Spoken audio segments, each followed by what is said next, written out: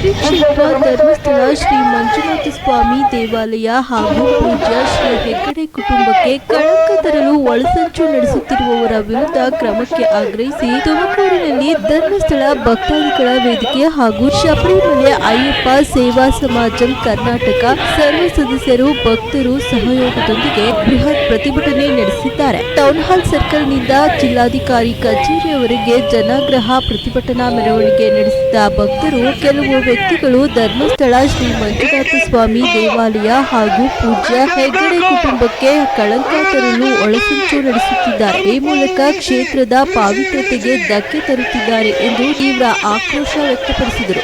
ಧರ್ಮಸ್ಥಳಕ್ಕೆ ತಮ್ಮ ಸಂಪೂರ್ಣ ಬೆಂಬಲವಿದೆ ಎಂದು ಘೋಷಿಸಿದ ಪ್ರತಿಭಟನಾಕಾರರು ಅಪಪ್ರಚಾರ ಮಾಡುವವರ ವಿರುದ್ಧ ಕಠಿಣ ಕಾನೂನು ಕ್ರಮ ಕೈಗೊಳ್ಳಬೇಕೆಂದು ಆಗ್ರಹಿಸಿದರು.